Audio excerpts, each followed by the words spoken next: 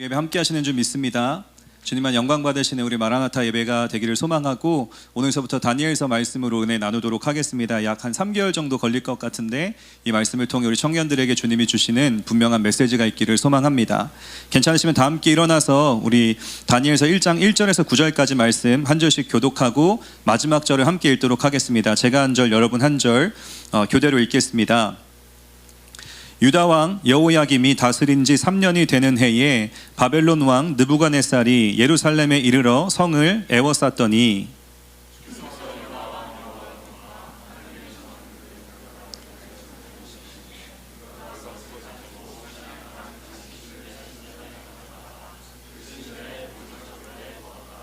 왕이 환관장 아스부나스에게 말하여 이스라엘 자손 중에서 왕족과 귀족 몇 사람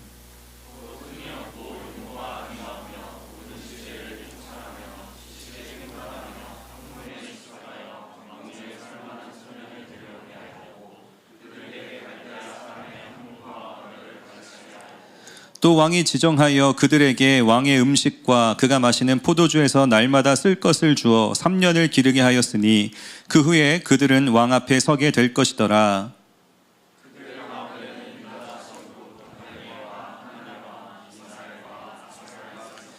환관장이 그들의 이름을 고쳐 다니엘을 벨드사살이라 하고 하나냐는 사드락이라 하고 미사엘은 메삭이라 하고 아사랴는 아벳느고라 하였더라.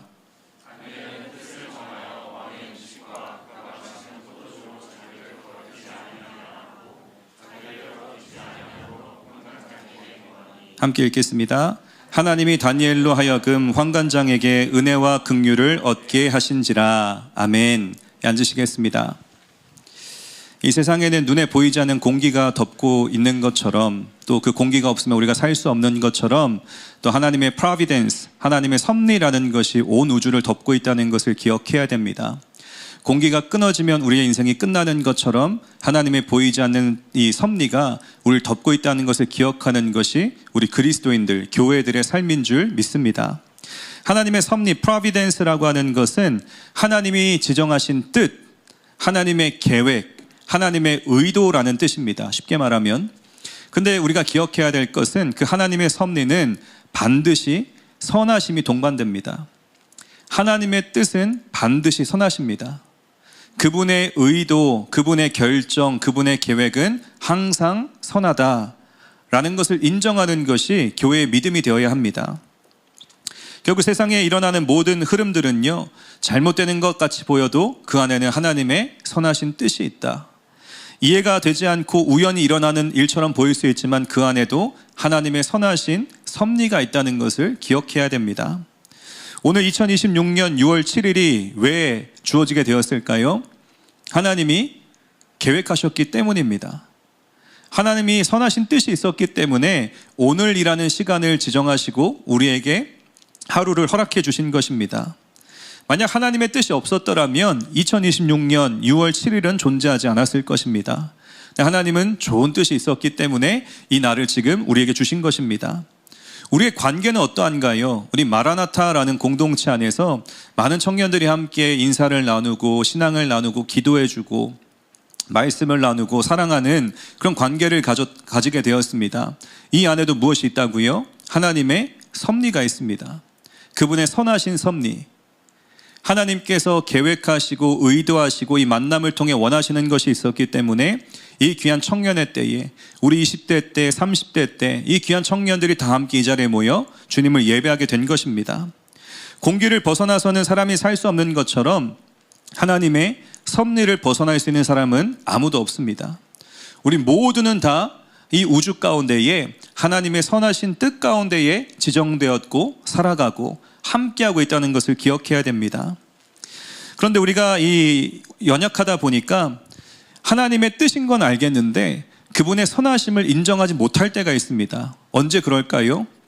이해되지 않는 상황이 펼쳐졌을 때, 내가 원하지 않는 순간이 찾아왔을 때 이거 정말 하나님의 선하신 뜻인가? 라는 의문이나 반대정신이나 어떤 우리 마음 가운데 불편함이 찾아올 수 있다는 겁니다.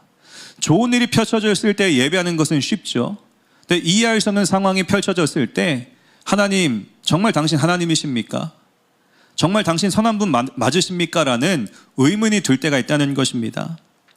제가 수련회 때도 한번 간증 나누었지만 저는 중학교 때 부모님과 함께 이민을 오게 되었습니다. 그 당시 옆에 있던 분들이 야, 좋은 데 가는구나 했지만 저 하나도 좋지가 않았습니다. 중2병이 가장 중요하게 생각하는 것은 친구이죠. 친구. 사랑하는 친구들과 PC방 가고 도둑질하고 함께 노는 게 그렇게 좋았는데 이제 그 친구들과 이제 연을 끊고 이제 새로운 나라에 가서 언어도 통하지 않는 곳에 간다는 것은 환경은 좋아져도 저에게는 좋은 일이 아니었습니다. 미국에 와보니까 오자마자 이제 911 사건이 터진 직후였습니다. 쌍둥이 빌딩이 무너지고 그 당시 이민자들에게 이 신분의 문제가 얼마나 어려워지게 되었던지, 지금 정권도 이 이민자들에게 어려운 일이 있는 것처럼 그 당시에도 이민자들이 이 땅에 살아가는 것이 참 어려운 시절이었습니다. 그 당시 저희 이제 한국 분들 가운데에는 이 영주권 받는 데에 10년 넘는 분들이 그냥 다반수였습니다. 저희 부모님도 그러하였고, 근데 또 이 재수가 없게 부모님은 나오셨는데 제가 어떤 문제에 걸리게 된 것이죠.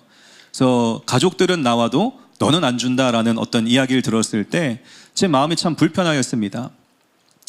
그래도 내가 잘못한 게 그렇게 많지 않은 것 같은데, 그래도 나 착하게 살았던 것 같은데, 나 예수 믿는데 왜 나에게 이런 재수 없는 일이, 이해하고 싶지 않은 일이, 받아들이고 싶지 않은 일이 벌어졌는지, 그때부터 그 신분의 문제가 제 안에 이 컴플렉스가 되어서 계속해서 스트레스가 쌓이는 겁니다. 그래서 미국을 좋아하지 않게 되었는데 학교에 가보니 다른 한국 아이들은 공부를 너무 잘합니다. 다 준비가 되어 있고 어떤 사장집의 아들, 어떤 회장집의 아들들과 함께 공부를 하는데 저 목사 아들은 똥차 타고 이 라이드를 오는데 너무 부끄러운 것이죠. 제가 아이들은 영어도 잘하고 삐까뻔쩍하고 좋은 차를 타고 오는데 똥차를 타고 오는 제 모습을 보면서 이 비교의식이 저를 자꾸 무너뜨리게 하는 것입니다. 언어도 되지 않고 적응도 하지 못하고 그러던 찰나에 이제 제 가장 친했던 친구 하나가 급성 백혈병으로 한국에서 죽게 되었습니다. 여러분 버디버디라는 거 아시나요? 예담이만 아는 것 같은데 버디버디라는 게 있었습니다. 지금의 카톡 같은 거 컴퓨터로 주고받는 건데 요새 막 영훈이가 죽었다라는 버디버디 쪽지가 날라오는데 그날 이제 제가 막 정신이 멍한 거죠. 저게 뻥인가 진짠가. 그리고 이제 확인해 보니까 진짜 장례식이 펼쳐지는데 중2병의 마음이 어떻습니까? 내 친구 장례식 내가 가야 되는데 지금 내 안에 이 신분의 문제가 있으니 나가지 못하는, 거기에서부터 하나님에 대한 이 원망과 불신과 불평이 쏟아지는 겁니다. 하나님, 나 당신을 믿긴 믿는 것 같은데 당신 선하신 것은 내가 못 믿겠습니다. 그 충격이 얼마나 컸든지요. 이제 제가 대인기피증이 생기고 방 안에 들어가서 학교를 안 나가고 컴퓨터 중독에 빠지고 예수 믿으면 뭔가 착해지고 좋아지는 것 같은데 왜 내 인생에는 이 일이 풀리지 않는지, 신분의 문제, 부적응의 문제, 우울증의 문제, 대인기피증, 중독, 상처가 막 들어오면서 내 인생이 망가진 것처럼 느껴질 때가 있었습니다. 그렇게 하루하루 살다 보면서 이제 목사들이니까 교회를 나가야 되는데 하나님의 선하심을 인정하고 싶지가 않은 겁니다. 살아 계신지는 뭐 그렇다고 쳐도 당신이 선하신지는 내가 인정하기는 싫습니다 라는 마음이 드는 것이죠. 그렇게 인생의 깊은 어두움 가운데 들어갈 때에 전 하나님이 저를 버리실 줄 알았습니다. 왜냐하면 배신 때렸잖아요. 지금까지 목사들로 착하게 종교인처럼 잘 살아왔고 말을 잘 들었는데 내 인생에 풀리지 않는 문제들이 나를 막 덮기 시작하면서 하나님의 선하심을 거부하면 그분이 나를 버릴 줄 알았습니다. 그분을 저주하면 그분이 나를 싫어할 줄 알았습니다. 그런데 그 인생의 공경에 빠져 있을 때에 제가 만난 분은 나를 사랑하시는 예수님, 구원하시는 예수님, 내가 아무리 저주하여도 나를 품으시는 예수님, 그 어두움 속에서도 빛으로 임하셔서 나를 사랑하시고 구원하시고 용서하시고 새롭게 하시고 나의 삶을 쓰길 원하시는 그 예수님 만났을 때에 그제서야 제가 깨닫게 된 것이 있었죠. 하나님은 다 뜻이 있었구나. 이게 바로 하나님의 선하신 섭리이구나. 인생의 바닥으로 들어가고 어둠에 들어가면 그분이 나를 떠나실 줄 알았는데 그 자리에서 나를 만나주시는 예수님을 만났을 때에 그 자리에서 인정하게 되는 것이죠. 하나님 당신은 선하십니다. 하나님 당신은 진짜이십니다. 하나님 당신은 살아계십니다. 하나님의 섭리는요, 우리가 미리 깨닫고 알고 가는 것이 아닙니다. 모르고 살아가지만, 이해가 되지 않지만, 부정하고 싶지만 걸어가다 보니까 뒤돌아봤을 때 이게 하나님의 뜻이었구나, 하나님 정말 살아계시구나, 하나님 정말 선하시구나 인정하게 되는 것이 하나님의 섭리인 줄 믿습니다. 그래서 저는 우리 청년들에게 이런 이야기 합니다. 우리 유학생들 계시죠? 여러분, 미국 왜 오셨습니까? 학위 받으려고 온 것 같습니까? 우리 직장인 청년들 계시죠? 이 시애틀 땅에 왜 오셨습니까? 돈 벌러 오셨습니까? 여러분이 이 자리에 앉아있다는 것은 여러분은 하나님 만나러 온 겁니다. 이 시애틀 땅의 청년의 때에 유학생으로, 직장인으로, 젊은 부부로 이 자리에 오게 하셨다는 것은 하나님의 선하신 섭리가 우리의 삶을 덮고 있고 그분이 우리를 인도하셔서 이 자리에 서게 하신 겁니다. 지금은 다 이해되지 않고 내 마음속에 하나님에 대한 불만과 불평과 인정하지 않는 마음들이 있다 할지라도 결국은 하나님이 해내실 겁니다. 무엇이냐 하면 여러분의 입술을 통하여 당신은 선하십니다, 당신은 살아계십니다 라는 고백을 반드시 주님이 들어내실 것입니다. 이해가 되지 않아도 하나님의 섭리가 공기처럼 우리의 삶을 에워싸고 있다는 것을 인정할 수 있는 때가 속히 임하길 주님의 이름으로 간절히 축원드립니다. 오늘부터 다니엘서 강해를 시작합니다. 어쩌면 우리 교회도 다니엘, 데니들이 많이 있죠. 데니 킴, 데니 신, 다니엘 리, 다니엘들 많이 있습니다. 아이 낳으면 여러분도 다니엘이라는 이름을 지어주고 싶을 겁니다. 왜냐하면 다니엘은 총명하고 성경에서 흠잡을 것 없는 아주 유능한 멋진 이름이기 때문입니다. 근데 우리가 이 다니엘서의 말씀에 들어가 보면 1장서부터 그의 상황은 형통하지 않았다는 것을 우리는 발견할 수 있습니다. 부모님들 이름 지을 때에 왜 다니엘이라고 지었는지를 잘 생각하셔야 됩니다. 멋진 이름이긴 하지만 그의 상황과 조건은 좋지 않았습니다. 오늘 우리가 1장 말씀에 들어가 보면 이런 상황입니다. 하나님의 백성, 유다 백성들이 있었습니다. 그들을 지키는 여호야김 왕이 있었습니다. 근데 우상신을 섬기는 바벨론 제국이 있습니다. 그들의 왕은 느부갓네살 왕이었습니다. 하나님의 백성들과 우상을 숭배하는 왕이 싸우면 누가 이겨야 됩니까? 너무 어려운 질문인가요? 하나님이 이겨야죠. 구약시대에서 민족과 민족의 전쟁은 신들의 전쟁입니다. 내가 믿는 신과 네가 믿는 신이 한번 싸워서 누구 신이 우리를 도와주는지 한번 지켜보자 라고 싸우는 것이 전쟁입니다. 이스라엘 백성들이 그 작고 연약한데 이길 수밖에 없었던 이유는 하나님이 그들의 신이 되어주셨기 때문입니다. 근데 오늘 상황은 다릅니다. 바벨론 제국이 막 흥왕성쇠하면서 일어나기 시작하는데 이 전쟁은 당연히 유다가 이겨야 되는 싸움이었지만 바벨론 제국이 유다를 짓밟아 버립니다.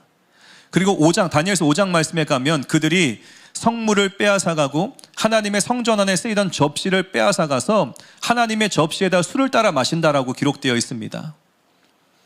모욕을 준 것이죠. 하나님의 백성들이 니들이 예배하는 그 접시, 지금식으로 이야기하면 우리가 성찬식 때 쓰는 그 접시를 가져다가 거기다 맥주 따르고 소맥 만들어서 들이퍼 마시면서 니들 믿는 하나님 별거 아니다라고 바벨론 제국이 하나님의 이름을 우습게 여긴 것입니다.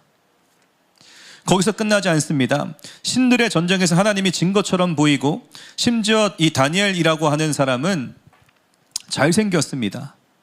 똑똑합니다. 미래가 창창한 사람입니다. 그런데 하필 바벨론 제국이 누구를 뽑아갑니까? 잘생긴 사람, 똑똑한 사람, 앞으로 성장 가능성이 있는 아이들을 다 잡아다가 그 아이들에게 무슨 일을 시킵니까? 포로로 만들어버립니다. 잘생기게 태어났을 뿐인데, 똑똑하게 태어났을 뿐인데 그 16세가 되는 이제 막 청년의 나이가 된 다니엘이 너무나 억울하게 잘생긴 죄로, 똑똑한 죄로 포로로 끌려가게 되었습니다. 이런 상황이 펼쳐졌을 때에 다니엘은 이런 생각하지 않았을까요? 하나님 뭐 하십니까? 당신이 전능자 아니십니까?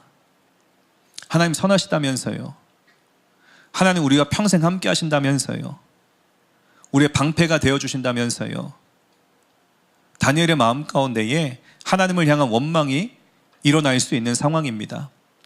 하나님의 성전이 망가지고 민족이 망가지고 자신은 붙잡혀가는 포로가 되었을 때 다니엘은 하나님께 감사할 수 없었을 것입니다. 그런데 다니엘은 뜻을 정합니다. 뜻을 정합니다. 오늘 8절 말씀을 보면 다니엘이 뜻을 정하였다라고 기록합니다. 무슨 뜻을 정하였을까요? 이 상황을 이해해 보면 이런 뜻이었을 겁니다. 나는 그래도 하나님을 신뢰할 겁니다. 나는 이 이해되지 않는 절망과 어두움 속에서도 나는 하나님의 선하심을 인정할 것입니다. 나는 주님께로부터 뒤돌아서지 않을 것입니다. 아무리 바벨론의 느부갓네살 왕이 강력하게 보인다 할지라도 나는 이방신 앞에 절하지 않을 것입니다. 그 절망과 위기 속에서도 다니엘은 뜻을 정합니다. 하나님, 내가 버리지 않겠습니다라고 하는 결단을 내린 것입니다. 아무리 애굽, 아수르, 바벨론, 헬라, 로마 제국의 강력한 힘이 나를 삼킨다 할지라도 나는 그래도 하나님 선택할 겁니다. 이것이 다니엘의 믿음이 위대한 이유였습니다. 하나님께서 오늘 이 다니엘의 신앙을 통하여 우리에게 도전하시는 것이 있습니다. 우리 사랑하는 마라나타 청년들, 그냥 시시하게, 흐지부지하게, 흐리멍텅하게, 미지근하게 살아가는 것이 아니라 우리가 이 시대의 교회라면, 이 시대의 성도라면, 이 시대의 그리스도인이라면 하나님께서 이 말씀을 통해 우리에게 주시고자 하는 강력한 저는 도전이 있다라고 믿습니다. 우리 청년들은 뜻을 정하는 청년들이 되어야 할 줄 믿습니다. 어떠한 상황과 환경과 위기와 유혹 속에서도 나는 뜻을 정하여 하나님의 사람 될 겁니다. 상황 때문에, 환경 때문에 주님 저버리지 아니하고 끝까지 세상 섬기지 않고 주님만 섬기겠습니다라는 결단을 드릴 수 있는 저와 여러분 되시길 주님의 이름으로 간절히 축원드립니다. 오늘 주어진 본문 말씀을 통하여서 절망의 속에서도 어떻게 하면 우리는 믿음을 지키고 살아갈 수 있을지 세 가지 은혜 함께 나누고 결단하고 기도하는 시간 갖도록 하겠습니다. 첫 번째로 다니엘이 뜻을 정할 수 있었던 이유는 그에게 바른 정체성이 있었기 때문입니다. 본인이 누구인지를 잘 알았기 때문에 본인은 뜻을 정하고 하나님을 선택할 수 있었습니다. 그럼 바벨론의 귀족 출신 아이들을, 이 바벨론이 귀족 출신의 아이들을 다 이제 포로로 잡아갑니다. 근데 그 아이들을 고문하고 때리지 않았습니다. 되려 그 아이들에게 최상의 조건으로 교육시켜주고 먹여주고 이 아이들을 위하여 엄청난 투자를 하기 시작합니다. 바벨론의 학문과 언어를 가르쳐주면서 이 아이들에게 무엇을 하였느냐? 교육하기 시작합니다. 교육. 여러분, 교육에는 힘이 있습니다. 어릴 때 교육하는 것은 더 큰 힘이 실립니다. 어려서부터 이 아이들을 구워 삶으면 이 아이들이 바벨론의 엘리트가 될 수 있게끔 이 아이들을 위하여 너무 파격적인 투자를 하기 시작한 것입니다. 지금 시대로 이야기하면 저 변방의 아이들을 미국에 데리고 와서 좋은 음식 다 먹여주고 옷을 갈아입혀주고 최고 학문의 공부들을 가르쳐주고 교수들을 붙여주어서 이 아이들이 정말 이 달란트를 키워낼 수 있게끔 아주 획기적인 일을 바벨론이 제공한 것입니다. 그렇게 바벨론의 교육과 바벨론의 이 밥들을 먹기 시작하면 이 자라난 어린아이 청년들이 어떻게 되겠습니까? 바벨론에 충성하는 아이들이 되는 것입니다. 거기서 끝나는 것이 아니라 본문 말씀을 보시면 이 바벨론의 느부갓네살 왕은 이 잡아온 아이들의 이름을 바꾸기 시작합니다. 우리 규봉이가 마이클이 된 것입니다. 계속 아이들의 이름을 바꾸어 버립니다. 이 다니엘이란 이름은 하나님이 주신 이름이었죠. 하나님만이 나의 심판자이시다라는 뜻을 가지고 있습니다. 근데 느부갓네살 왕이 그의 이름을 벨드사살이라고 바꾸어 버립니다. 성경에서 엘이 붙어 있는 이름은 엘, 하나님의 이름을 뜻하는 것인데 그 이름을 지워버리고 벨드사살이라는 이름으로 바꾸어 버립니다. 벨은 이제 우상신의 이름을 이야기하는 것이죠. 벨신의 총애를 받는 자, 하나님의 자녀를 우상의 자녀의 이름으로 바꾸어 버립니다. 다니엘의 베스트 프렌드 세 친구도 이름을 바꾸어 버립니다. 하나니아, 미사엘, 아사랴라는 이름이 있었죠. 이름 하나의 뜻은 이런 것입니다. 하나니아라는 이름은 하나님의 총애를 받는 자, 미사엘이라는 이름은 누가 우리 주와 같으랴, 아사랴라는 이름은 여호와는 나의 도움이시다. 이것이 이들의 정체성이었습니다. 그런데 이제는 바벨론의 포로로 잡혀가서 바벨론식의 교육을 받기 시작할 때에 그들의 이름을 이렇게 바꿔버립니다. 사드락과 메삭과 아벳느고라는 바벨론식의 이름으로 바꾸어버렸습니다. 사드락, 태양신의 총애를 받는 자. 메삭, 누가 샤크 여신과 같으랴. 아벳느고 느고의 신실한 종이라는 이름으로 바꾸어 버렸습니다. 정체성을 혼란시킨 겁니다. 하나님의 이름을 지어버리고 세상의 이름을 갖다 주어서 아이들이 이제는 아예 이 뿌리가 바뀌게끔 작업을 한 것입니다. 먹여줍니다. 재워줍니다. 교육해줍니다. 새로운 이름을 줍니다. 그러면 이 아이들은 인생 바뀐 겁니다. 어떤 착각을 하게 될까요? 내 인생이 더 좋아졌다. 내 인생이 펼쳐졌다. 잘 먹고 잘 살게 되었다라는 착각이 이 아이들에게 들어가기 시작합니다. 여러분, 저는 무조건 가난해야 된다, 잘 살면 안 된다라고 말하는 게 아닙니다. 정체성을 지키는 싸움을 우리가 싸워야 한다는 것이죠. 하나님이 우리를 이 시애틀 땅의 청년의 세대에 부르신 까닭은 이 안에서 그냥 세상이 주는 대로 먹고 세상이 주는 것을 기뻐하고 그게 다인 줄 알고 살아가는 그런 세대가 아니라 이 안에 서 있다 할지라도 나는 누구인지를 정확하게 알고 나의 사명을 발견하고 정말 하나님의 청년답게 살아가기 위하여 주님이 우리를 세우셨다는 것을 기억해야 우리가 마라나타이고 기억해야 우리가 뉴송이 될 수 있는 줄 믿습니다. 하나님은 정체성을 바르게 하길 원하십니다. 우리에게 주신 아이덴티티가 많이 있죠. 은사도 다양하고 직분도 다양하지만 한 가지 우리가 동일하게 가지고 있는 아이덴티티 정체성은 예수의 사람, 그리스도인이다라고 하는 정체성인 줄 믿습니다. 우리는 학교에 있어도 그리스도인이고 직장에 있어도 그리스도인이며 교회 안에서도 교회 밖에서도 그 정체성을 잃지 않고 살아가는 세대가 되어야 할 줄 믿습니다. 하나님은 우리를 부르십니다. 예수의 사람으로. 여러분, 학교 왜 다니시나요? 좋은 성적 받으라고, 편입하라고, 학교에서 예수의 사람으로 향기를 내라고 세우신 겁니다. 여러분, 직장에 왜 들어가셨습니까? 돈 버는 게 2순위가 되어야 됩니다. 하나님의 사람으로 그 자리에 나를 세우셨다. 어떠한 직분을 맡아도 주님이 나를 세우셨다. 그 안에서 정직하게 의도를 갖고 정직한 말을 하고 정직한 선택을 하고 정직한 언어를 쓰고 예수의 사람답게 보여줄 수 있는 여러분이 되시기를 축복합니다. 기회를 주신다면 영혼들에게 예수의 이름을 증거할 수 있는, 무너진 예배를 회복할 수 있는, 기도를 하루 시작할 수 있는, 세상과 다른 방식으로 살아갈 수 있는 정체성이 분명한 청년들 되게 하셔서 하나님 나를 이 자리에 세우신 이유가 이것이군요. 이것을 발견할 때에 우리의 삶의 의미가 부어집니다. 세상 사람들도 돈 법니다. 세상 사람들도 공부합니다. 예수의 사람은 조금 더 특별하고 조금 더 분명한 하나님의 부르심이 있는 줄 믿습니다. 나를 세우신 그 자리에서 그리스도인의 정체성을 잃지 않는, 흐려지지 않는 여러분 되시길 축복합니다. 두 번째로 다니엘에게는 바른 결단력이 있었습니다. 어떤 상황이 펼쳐졌을 때에 결단할 수 있는 게 능력입니다. 근거는 8절 말씀입니다. 우리 괜찮으시면 우리 8절 말씀 한 목소리로 읽겠습니다. 시작.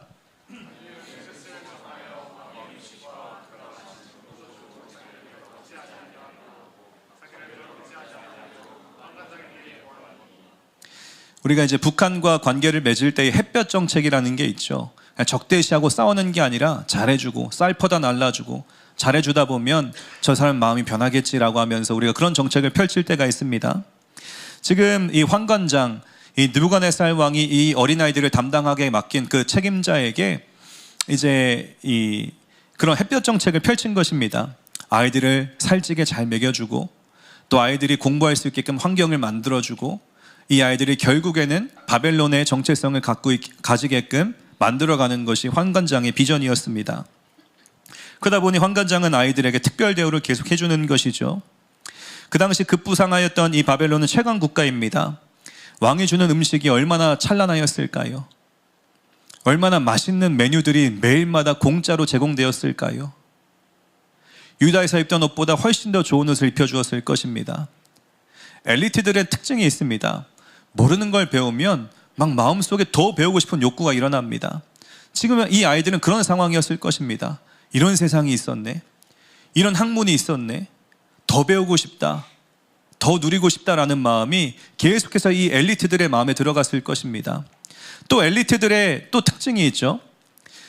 저희 같은 하수들은 그런 마음이 없습니다. 엘리트들의 특징은 남들보다 더 빠르게 높게 올라가고 싶은 마음이 있습니다. 경쟁에서 내가 더 빠르게 높게 올라가고 싶은 마음들. 저희 같은 하수들은 갈 길 가라, 난 천천히 갈게 하며 살아갈 수 있겠죠. 다니엘의 세대는 그렇지 않았을 것입니다. 너무나 머리가 큰 엘리트들이 많았기 때문에 내가 조금만 뒤처지면 마음이 불안했을 것입니다. 나보다 제가 공부를 더 많이 하면 내 마음이 불안하다는 것이죠. 그런 경쟁 구도 속에서 다니엘이 정한 뜻은 무엇입니까? 나 왕의 음식 먹지 않겠습니다.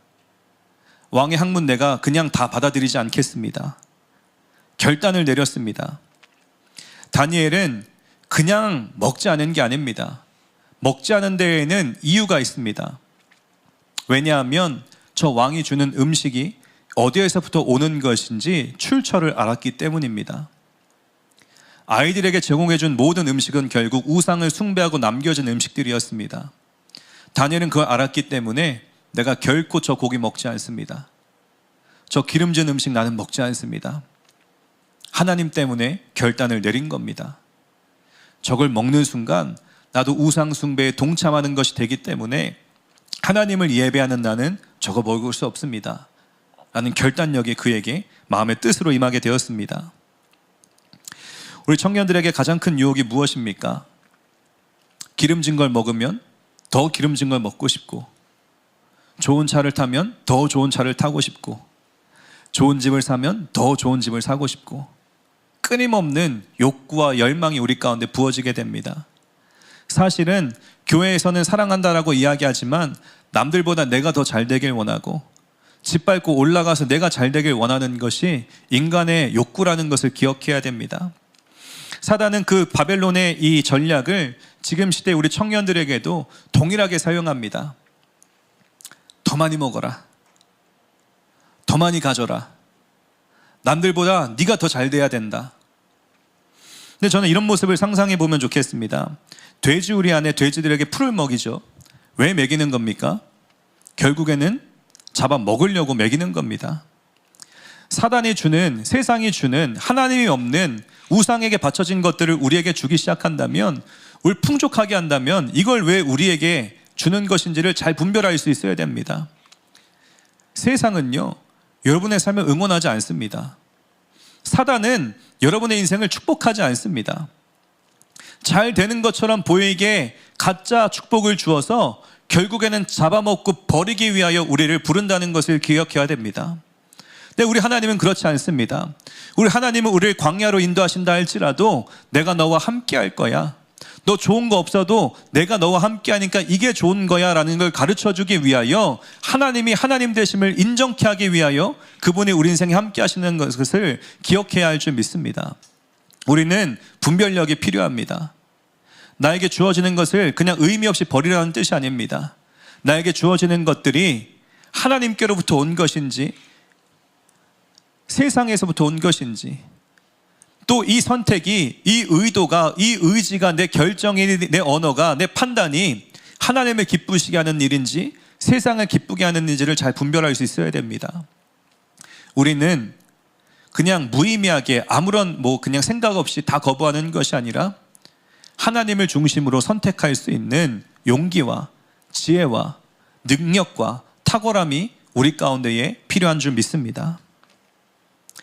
작년 우리가 수련회 때에 겁없이 이런 고백을 선포하였습니다. 우리 마라나타가 Jesus Freaks, 예수의 미친 세대가 되자라고 선포하였습니다.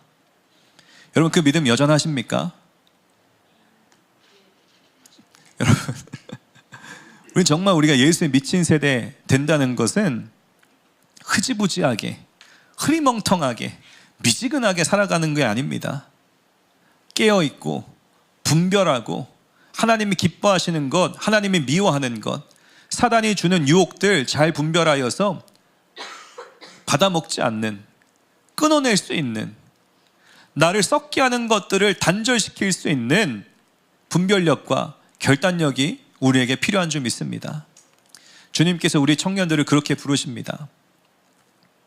탁월하게 하나님을 뚜렷하게 볼 수 있는 믿음의 시선. 세상을 너무 사랑하다 보면요, 하나님이 지워집니다. 말씀도 들리지 않고요, 예배도 되지 않고요, 기도하는 거 능력 다 상실합니다. 하나님은 우리에게 결단하는 능력, 이 풍족하고 풍요로운 세상 가운데 취하여서 세상 것 다 받아먹고 사는 인생 아니라 하나님의 사람으로 분명한 정체성과 결단을 가지고 하나님을 위해 삶을 드릴 수 있는 세대를 찾으시는 줄 믿습니다. 그러한 믿음은 사생 결단이 필요합니다. 오늘 이 예배가 그냥 단순히 한 주 또 지나가는 예배가 아니라 주님, 다니엘서를 우리 공동체 가운데 시작하셨으니 이 말씀 붙잡고 뜻을 정하고 사생 결단하고 하나님 기뻐하지 않는 일이라면 나는 동참하지 않습니다. 하나님 기뻐하는 일에 나의 삶을 드립니다. 정말 지저스 프릭스답게 살아갈 수 있는 내가 되게 하여 주십시오. 간구하는 오늘 예배가 되었으면 좋겠습니다. 마지막 세 번째로 다니엘의 삶에는 바른 공급처가 있었습니다. 하나님께서 그에게 공급하시는 것이 있었기 때문에 내가 손해보는 것 같지만 이 길이 맞다. 내가 포기하는 것 같지만 이 길이 사는 길이다 라는 것을 깨닫고 걸어가기 시작합니다. 근거가 9절 말씀에 있습니다. 우리 마지막으로 9절 말씀 한 목소리로 읽고 또 세 가지 내용 나누겠습니다. 9절 함께 읽겠습니다. 시작.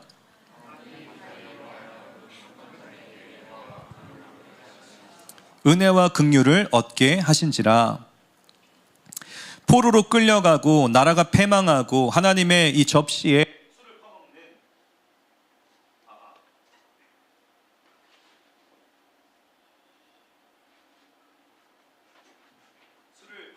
술을 퍼먹는 술 끊으십시오. 없죠? 우리 마라나타. 포로로 끌려가고 절망 속에서도 다니엘의 믿음이 사그라드는 게 아니라 부흥할 수 있었던 이유는 하나님께서 그에게 은혜와 긍휼을 넘치게 부으셨기 때문입니다. 그 유혹의 상황 속에서, 위기의 상황 속에서도 하나님을 선택하였기 때문에 하나님께서 그의 인생을 책임져 주시기 시작한 겁니다. 저는 우리에게 그런 은혜가 부어지기를 소망합니다. 세상 패턴과 세상 시스템과 세상의 삶을 다 노출되어서 마치 거기에 따라가지 못하면 내 인생이 망하는 것처럼 생각하는 게 아니라 하나님 기뻐하지 않는 일에 내가 결단하여서 하나님 선택했을 때 하나님이 우리에게 총애를 주시고 총명하게 하시고 긍휼을 베푸시고 은혜를 베푸시는 축복을 우리가 반드시 맛보아 경험해야 될 줄 믿습니다. 저희가 이제 아이를 대책 없이 셋이나 낳았습니다. 여러분, 아이들 낳으실 건가요? 우리 영커플들과 이제 막 결혼한 분들과 얘기하다 보면 이런 이야기 하더라고요.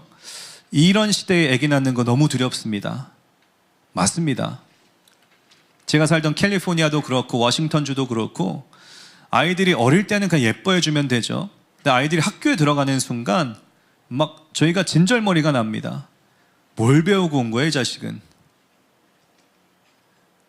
아이가 이야기하는 거, 저희가 이제 아이들의 첫째를 낳고 아내와 정말 믿음으로 키워보겠다고 아이에게 이제 기타 사주고 가정 예배를 드리고 말씀을 어린이 성경책을 날마다 읽어주고 기도해주고 그래도 저 정도예요 지금. 여러분 더 하셔야 됩니다. 여러분 우리 아들 은혜로 잘 크고 있지만 그렇게 키워도 저래요. 더 레디컬한 신앙으로 아이를 한번 키워보십시오.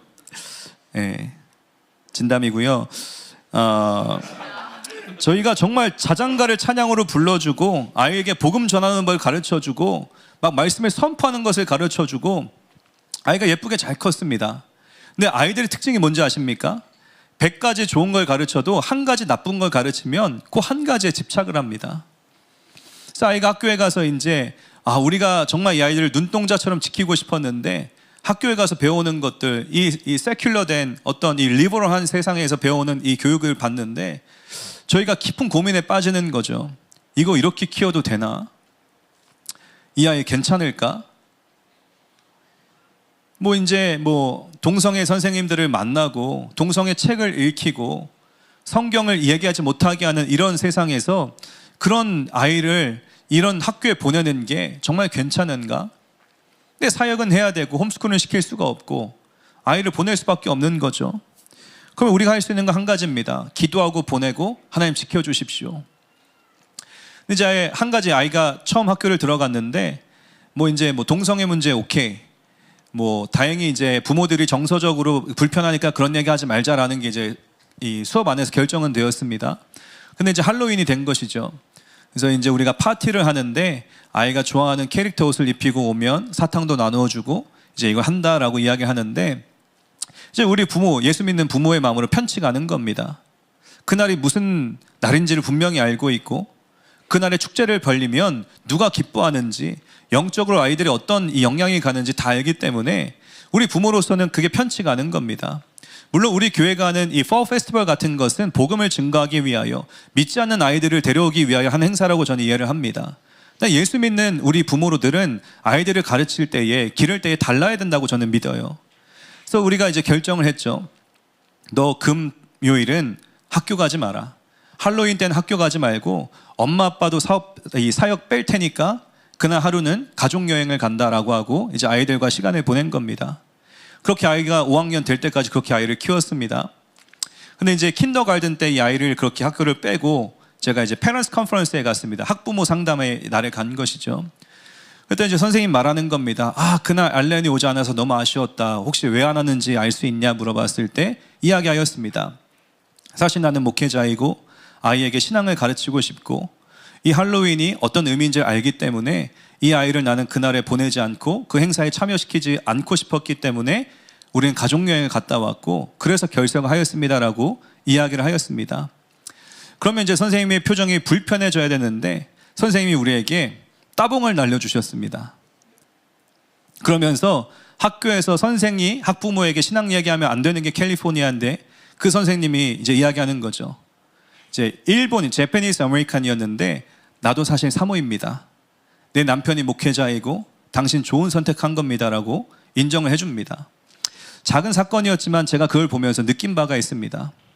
세상의 중심에 정말 이 너무나 혼탁한 시대 가운데에 아이가 살아가고 우리가 살아간다 할지라도 하나님이 은혜 주시면 이 아이 살아날 수 있다.